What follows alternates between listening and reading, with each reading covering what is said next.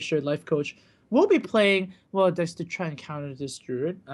Looking at this, though, what mage could it be? Do you know what Lifecoach prefers as a mage? I don't actually. In fact, I don't think I've actually ever seen him play mage before. I mean, this might be sort of the aggro variant that he chooses. Like if he chooses to play an aggro deck, mech mage is very efficient in terms of its mana to power and health ratios, and its just effects in general. It seems very much up his alley, but at the same time, freeze mage is a deck I feel like he's going to do very well with because of the kind of the foresight that he has when he takes his time and really thinks through all these turns.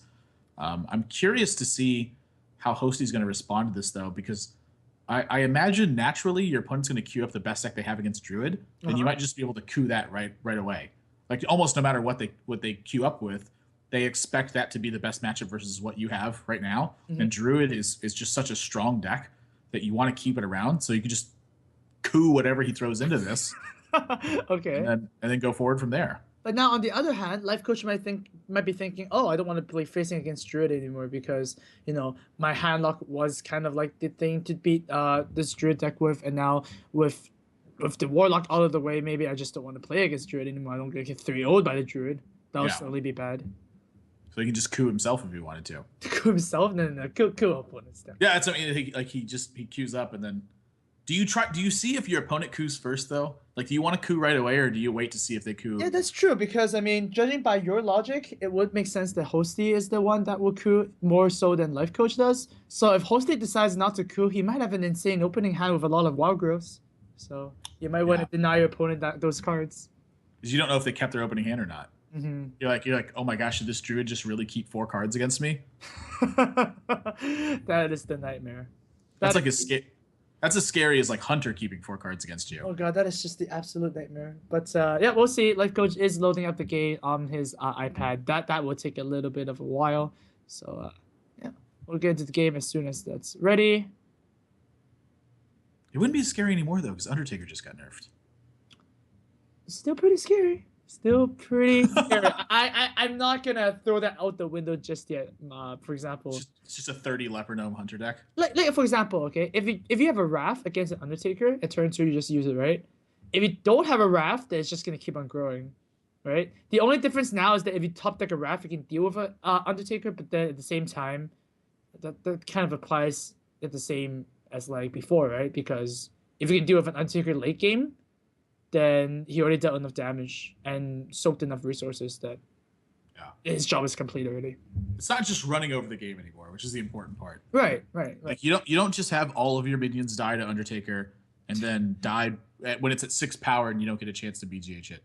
Hey, is this a hand? Is this a hand, Admirable?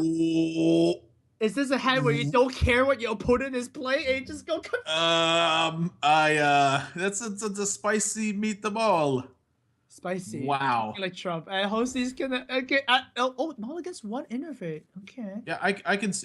There is some merits I think when you're going first to mulliganing an innervate just to make sure that you get some gas picked up in your opening hand. Sure. But Lifecoach, I mean, this is the aggro deck that Lifecoach is playing. He's playing Mech Mage, and again, it's very cost efficient minions, which is something that he's going to focus on playing the cards that he feels like get the most mileage. Sure. And there is a Sky Golem in the Mech Mage, so a little bit different than the typical list, I would say.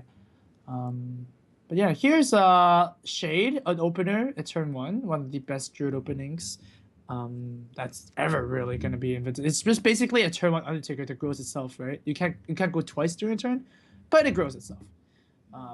Lifecoach, on the other hand, has 2 1-drops he can drop right now. But he does want to play so that he gets some mileage out of the Blast Mage. That's really the goal right now. The short. This turn one Shade is actually like pretty menacing too, because if he plays Cogmaster, he can just kill it straight away, and he doesn't actually have an answer to the Shade right off the bat. And if he plays Cogmaster and the Clockwork Gnome, Hosty can basically just do the exact same thing. He just hero powers the Clockwork Gnome and runs into the Cogmaster, and Lifecoach is still in the exact same position. Oh man, the things that turn 1 Shade does to you. That Lifecoach decides to just go with the single Clockwork Gnome, and I think that's a really good play. I think it's his best option available to him. It's going to soak up 2 mana from his opponent, and it doesn't allow him to just get extreme value out of his Shade right away. Oh, definitely not this turn, because we're going to see a Wild Growth. Turn 2 Wild Growth is pretty insane, and the Shade is obviously not going to refill itself. Another But now the pick. Noyatrons are going to hit now, though. So, I mean, this Cogmaster actually, potential to be protected for a couple turns. That's true, but do you really want to do that? Because, like, turn 4 you have a Blast Mage, so maybe you want to just play the Inertron. That's it. Yeah, I think given what's happened, like I don't know. I feel like Cogmaster is good. Like, how much more value are you going to be able to get out of Cogmaster? By the way, I just want to say that my Blast Mages, every time I play Mech Mage, all 4 missiles go to the same target. I just want to throw that out there. Does that change your evaluation now? Yes, Blast Mage, if all 4 go to the same target, it becomes the best card in the game. Bomb Lobber, right? Well, except for against like a bunch of 1/1s. Oh, yeah. Yeah. Then they just all 4 go to face, and you're like, no. Oh man. All right, so yeah, we're gonna put the theory to test. I think if Lifecoach doesn't draw better, I believe if you draw something like Mad Scientist could be good. I mean, I'm pretty sure that this deck plays Mirror Entity, so that's the number one secret. But yeah, he could play slower now, just play a 1 and a 2 drop and save the Blast Mage. But this is again like a really tough turn. actually, now that I look at it a bit more, you do want to coin out the Sky Golem, right? So yeah, I think a 1 and a 2 drop is pretty fine. Which 1 and 2 drop? Did you go with the Mad Scientist to try to get the Death Rattle effect, or do you just go with the other Noyatron to try to keep your guys protected? Sometimes you just want to play the Mad Scientist ASAP, right? You hate drawing secrets. Every time you draw that secret, you go, oh. It's just like a missed opportunity, right? So I do like the Mad Scientist here instead. Yeah, I definitely would tend to favor deck thinning. Ooh, do you play around the MC Tech? Oh, that's another really good question. That's actually something I wasn't considering. How much do you lose by playing around Mind Control Tech? You lose a creature that's not really that big. If your opponent gets your Cogmaster, then they don't have any mechs. Wow, he's actually going to coin out the other Noyatron. Interesting. All right. Well, this is a pretty annoying board, to say the least, for Hosty. The BGH does not help the situation at all. He's got Black Knight for a Noyatron next turn, though. Oh god, the value. Wow, BGH just just kills the Clockwork Gnome. 3 mana kill a Clockwork Gnome. That's not really happy. And that's if your opponent wants to kill it. They could use the Mad Scientist if they wanted to. Oh yeah, that's right. It's 3 mana, deal 4 damage to a target of your opponent's choice. Oh, how they see fit. That's terrible. Well, that's basically a flame cannon, right? And not even a flame cannon. Your opponent gets to choose too. It's like a combination of Deadly Shot. Would you say it's a lame cannon? Lame cannon. Yes, I would say it's a lame cannon. Oh man. Yeah, definitely one of the choices here, I guess. No, it just feels bad though. What feels bad is that he can't utilize his shade at all right now. I mean, this was innovated on turn 1, and he's yet to get any distinct value from it. So it's certainly still building to a very scary minion, but right now it's just not doing anything. He has such a heavy investment in the board, and he doesn't want to take too much damage. Hosty chooses not to actually attack anything either. Okay. Well, which is a little bit strange to me. Why don't you just take out the Divine Shield, right? Or even just put 1 damage on. Wow, he gets like one of the worst Blast Mages he could possibly get from this. Or is it one of the best? Because now you can still suicide a 2 attack creature into the BGH. Oh. Gosh, I don't know. That was planned. He gets a 5/4 out of the deal, so that's good. But I mean, I think this is not that bad, to be honest. Like, the worst would be hitting for 1 in the BGH, I believe. Oh no. So now the Mirror Entity is gonna actually, oh my god. So the Mad Scientist actually Death Rattles into a 4/5. Would you play a 2 mana 2/2 that Death Rattles into 4/5, Admirable?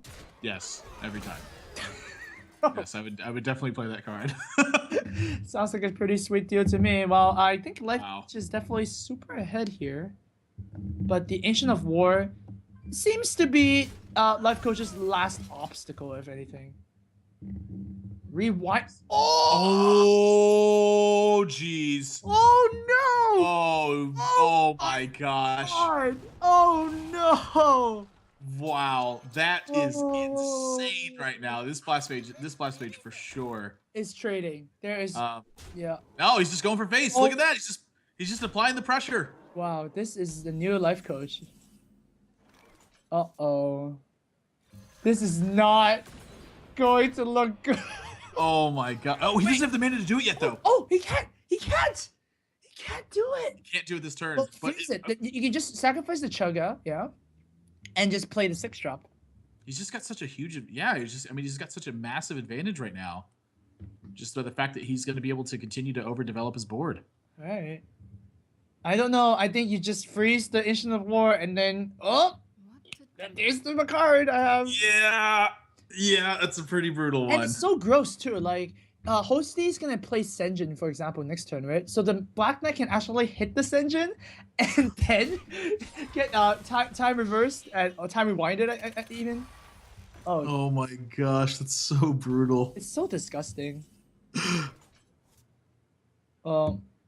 Sure, you can kill the you can kill the Cogmaster here, I guess. I mean, do you kill a Cogmaster or do you silence? Wait, what? You silence the 6/4? You know you need board right now.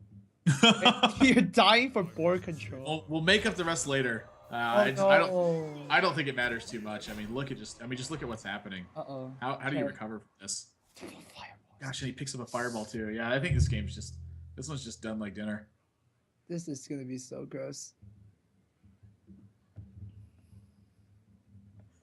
Oh my god! What a spare part to get. Oh, so he's doing exactly that. Well, it's the fact. Also, he got it from the mirror entity. It's so gross. Oh no! Look at Hosty's face. Are you kidding me? Hosty's face. Hosty can't believe it. Oh my god, that face was so gold. It was the jaw drop. Oh my gosh. Oh man, that was hilarious.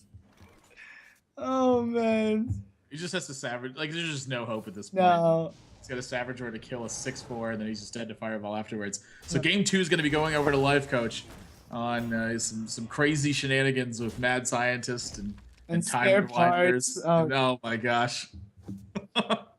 Who said the spare parts were bad? You know, people evaluated the spare parts as like not really a card, right?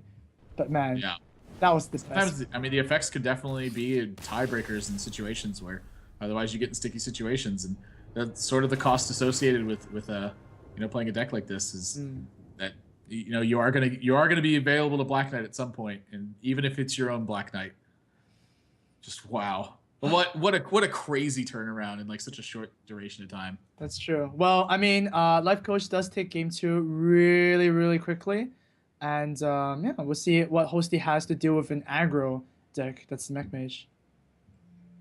Yeah, I'm curious if he's gonna end up choosing to coup away this Mech Mage, or if he's got something like maybe his Rogue deck is sort of targeted at something like this. I mean, Rogue could definitely apply a lot of early game removal with backstabs, SIs, eviscerate.